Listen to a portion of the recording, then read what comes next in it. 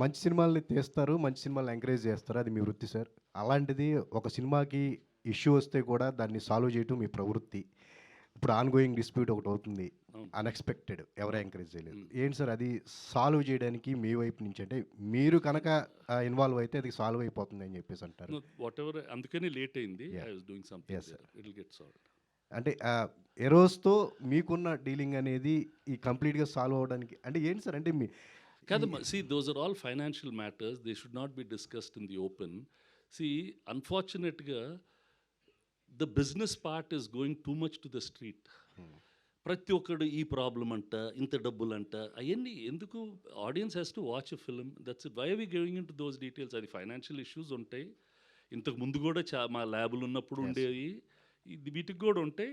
If you plan it earlier it will get sorted out. It will get sorted out. అంటే ఈ రోజుకి అది solve అయ్యి అవుతుందా అని వి చెప్పి wish we wish it get sorted. Okay. Right sir. Done. Sir అంటే మీరు జనరేషన్ మారుతుంది కదా, మీరు కూడా మారిపోతున్నారు అసలుకి. అంటే ఇట్స్ నాట్ అబౌట్ దట్. అడగడు. అదే సార్, అసలు అంటే మీ ఈ బ్యానర్లు ఇలాంటి సినిమాలు అసలు ఎక్స్పెక్ట్ చేయము అబ్బాయి, ఎందుకంటే ఒక ఒక థాట్తో ఉంటారు. కాకపోతే మీరు మారిపోయి మొత్తం కూడా ఇలాంటి ఎలా సార్ అప్డేట్ ఇలా ఇది కొత్త వాళ్ళతో? అంటే ఇప్పుడు వీఆర్ ఇన్ ద నాకేంటంటే personally I'm in the business of films. ఒక సినిమా చూస్తే నాకు నచ్చుతుందా నచ్చటం లేదా, ఇది రిలీజ్ కాకముందు చూడాలా, రివ్యూలు రాకముందు చూడాలా, అది చూస్తే నాకు నచ్చిందా నచ్చలేదా, అలానే చూసి నేను డిసైడ్ చేస్తాను. ఇప్పుడు పెళ్లి చూపులు చూసా, అది చాలా ఆఫీసులకి వెళ్ళింది. ఆ కథ కూడా నాకు తెలుసు. చాలామంది రిజెక్ట్ చేశారు. క్యాజువల్గా తరుణ్ ఒక రోజు వచ్చి ట్రైలర్ చూపెట్టాడు. అవి షాక్. అమ్మని అమ్మ ఇదైతే చాలా బాగుంది అనుకున్నాను. చూసి తర్వాత సినిమా చూసి తీసుకున్నాం. కేర్ ఆఫ్ కంచరపాలెం ఇదే థియేటర్లో మా వెంకట సిద్ధారెడ్డి సార్ ఓ సినిమా బాగుంది సార్ వెళ్ళి చూడండి సార్ అంటే చూశాను, బాగుండింది. Like that these people they made a very different film. బాగుంది, చూశాను.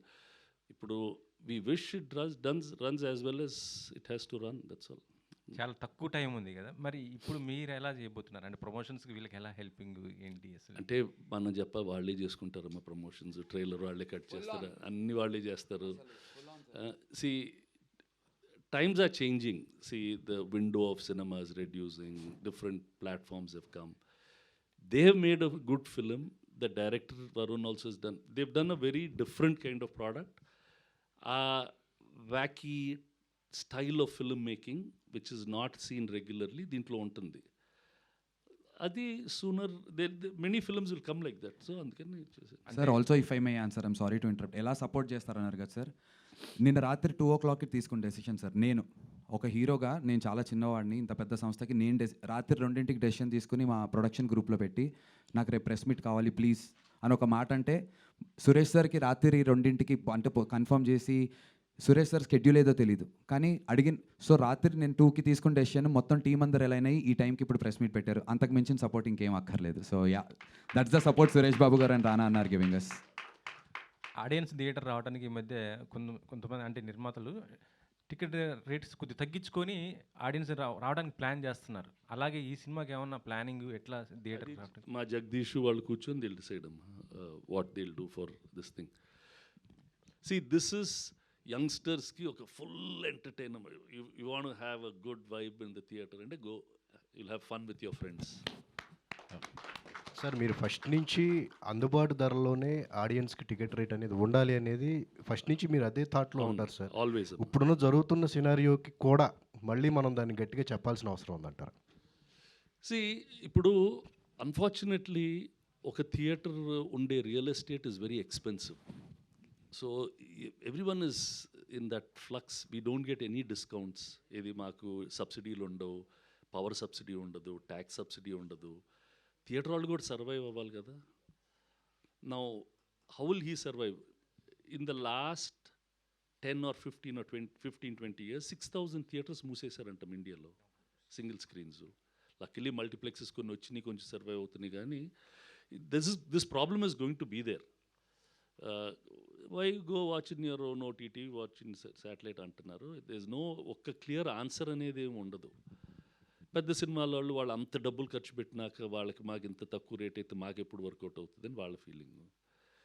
we want to make like this. అందుకనే I think now I think all the multiplexes ఏదో Tuesdays you have lesser rates. They are doing all these things. Different people will try. మనం గవర్నమెంట్ని flexible pricing అడుగుతున్నాం. That they should give. Flexible pricing ఇచ్చేస్తే it becomes, అంటే అప్పుడు audience మైండ్లో ఇదేదో తక్కువ రేట్ చేశాడనే ఫీలింగ్ ఉండకుండా the pricing strategy will be much more easier to execute. If the government says you fix an upper limit of say 200, 250, whatever, but keep the lower limit to my wish. If I want to do free, I'll do free. If I want to do 10%, 20%, then that's a better option, is my personal feeling. Suresh Babu garu, sir Suresh ప్రొడక్షన్స్లో cinema అంటే family drama కానీ కంప్లీట్గా కుటుంబ సమేతంగా, గతంలో చూసుకుంటే కుటుంబ సమేతంగా ఇంటిళ్ళపాతి చూసే సినిమా గతంలో పోల్చుకుంటే. ఇప్పుడు వచ్చేటప్పటికి ఫస్ట్ సర్ప్రైజ్ ఏంటంటే అసలు ఈ సినిమా మీరు ఎలా ఒప్పుకున్నారు, అసలు సురేష్ బాబు గారు ఈ సినిమా తీసుకున్నారంటేనే ఫస్ట్ సర్ప్రైజ్. ఎలా యాక్సెప్ట్, ఎలా మీకు ఎలా నచ్చింది ఫస్ట్ ఆఫ్ ఆల్ ఈ సినిమా?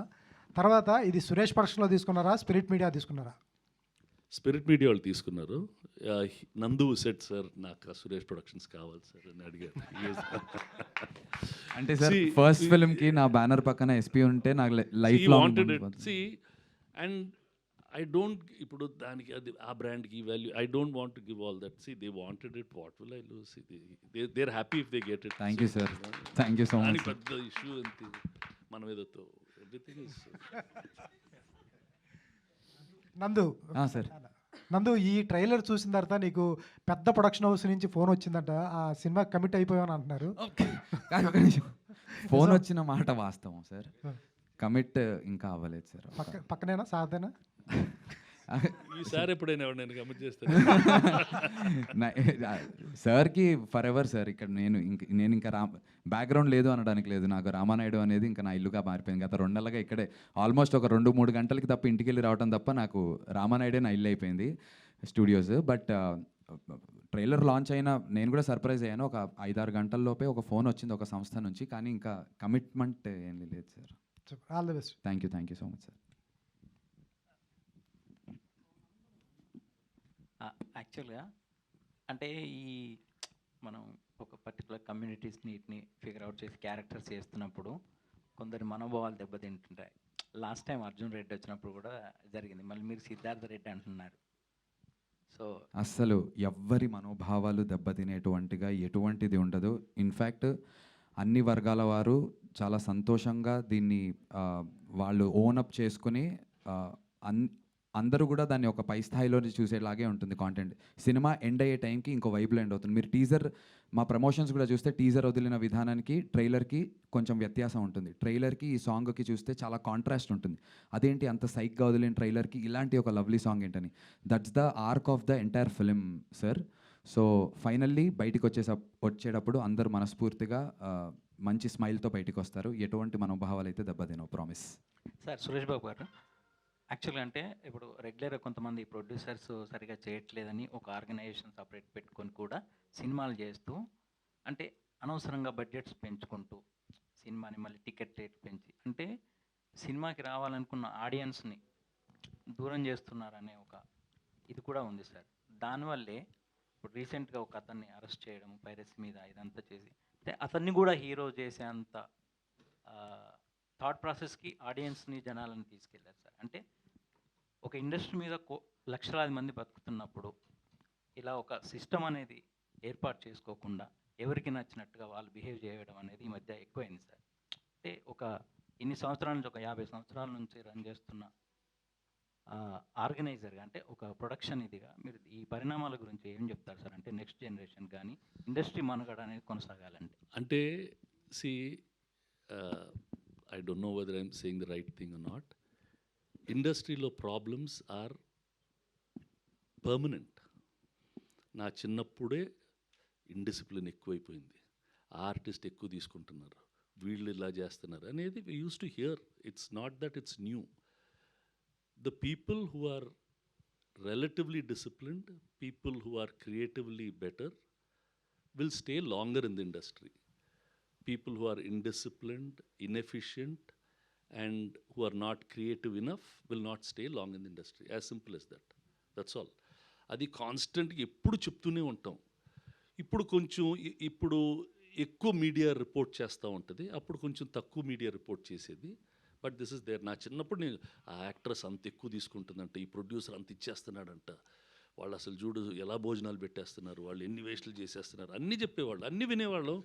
అమ్మో ఇదే ఇదే అనుకునేవాళ్ళం. You do it in your style, you continuously do something. ఇప్పుడు ఏవిఎం ఉంది, దే మేడ్ ఫిల్మ్